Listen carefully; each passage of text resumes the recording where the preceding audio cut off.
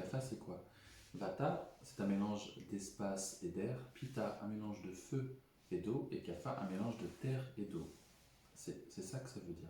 Après, quand on cherche un Prakriti, on va chercher, oui, si on est plutôt Vata, Pitta, Kapha, des fois une double Prakriti, une double constitution.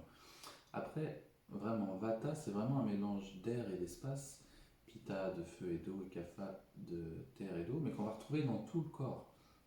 Chaque organe a un petit peu de ces trois éléments. Et voilà, quand ils sont déséquilibrés, on va dire qu'on va avoir un organe qui est vatagénique, avec une vikriti, donc un déséquilibre vata. On peut avoir un foie vatagénique, par exemple. On va essayer de rééquilibrer, donc plutôt avec des choses de kapha, des choses à ramener un petit peu plus de terre et d'eau, de matière, à quelque chose qui était trop léger.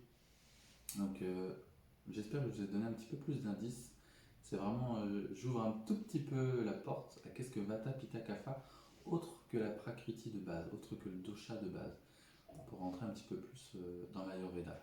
Après, oui, Vata Pitta Kapha, ils ont chacun leur spécificité, ce qu'on cherche en général en Ayurveda, savoir qui on est, quelle spécificité on a, donc je vais vous en donner des petites que je trouve sympa. Le Kapha, on dit qu'on va prendre la forme ronde, quelque chose.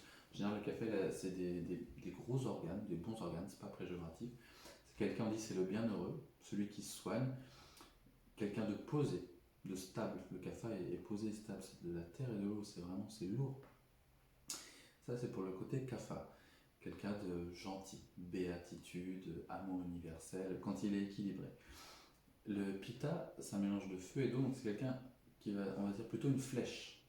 Le kapha était rond, le pitta, c'est plutôt une flèche. Quelqu'un qui aime avoir des objectifs. Il se lève le matin, il a 3, 4, 5, 6 objectifs, il faut qu'il les remplisse. Ça, c'est plutôt le pitta. Et le vata, c'est un mélange d'air et d'espace. Donc c'est quelqu'un qui est plutôt virevoltant, j'ai envie de dire. Vous prenez un rond, vous mettez des petites flèches dans tous les sens, c'est le vata. Il va un petit peu dans tous les sens. Quand il est équilibré, il va au bout de chaque chose. Ça paraît peut-être un petit peu, pour le pitta ou le kapha, un petit peu, c'est un petit peu bizarre. On se dit, mais il va jamais réussir à le faire. Si, il va au bout de chaque chose quand même, le vata. Il ne s'intéresse pas souvent à quelque chose longtemps, mais il fait des petites choses un petit peu partout. C'est comme ça. Après, on est tous merveilleux dans notre façon d'être. On est tous là pour quelque chose. On a tous quelque chose à apporter, de la stabilité, on a besoin tous de créativité, de bouger dans tous les sens et d'objectifs.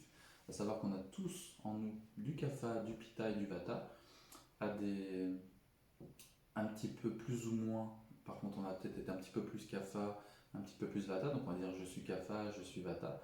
Si on est kapha, si on a beaucoup de stabilité, on va essayer d'apporter dans l'alimentation et l'hygiène de vie l'opposé, c'est-à-dire un petit peu plus de légèreté.